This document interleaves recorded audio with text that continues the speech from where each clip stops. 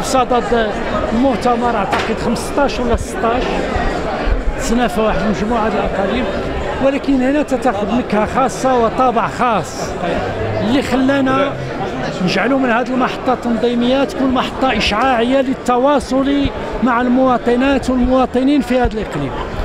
ويمكن لي نهني الاخوان ديالنا في وجده على هذا العرس النضالي بصراحه،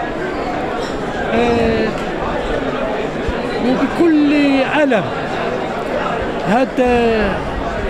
هذه القطيعة اللي كاينة في حدودنا، هذه القطيعة اللي كاينة ما بين حدودنا والجزائر تضر تتألم كثيرا. علاش؟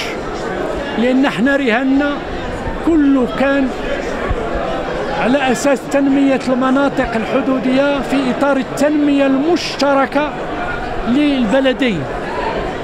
كان كل مشاريعنا قائمة والبنيات الأساسية اللي دارت والطرق السيارة وكذا وكذا في مرحلة معينة كلها كان عندها رهان ديال مزيدا من التواصل والتنمية المشتركة ما بين الشعبين في المناطق الحدودية.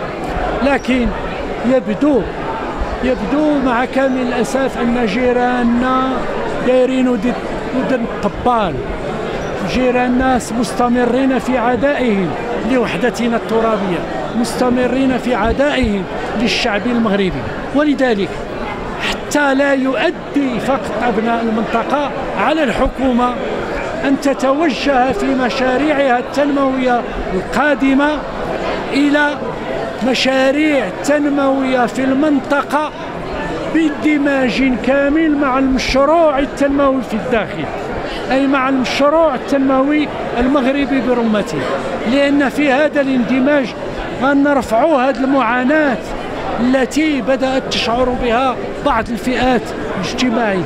لأن في هذا الاندماج خاص المشاريع السياحية الكبرى التي انطلقت تولي عندها أثر إيجابي على أبناء هذه المنطقة.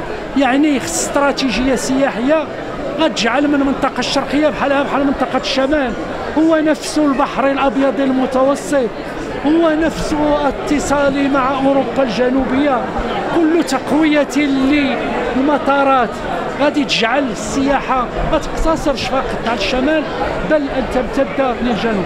وقس على ذلك في الموانئ، في الصناعة، في التجارة. أنا خرجت من فاس بألم، ما كاين لا شاحنات تهب من الشرق إلى الغرب أو الشمال ولا من الشمال إلى، معناه إلى الحكومة ما فكرتش في مشروع تنموي مندمج في إطار المشروع التنموي المغربي برمته، ما غاديش نفكوا المعاناة عن أبناء هذه المنطقة.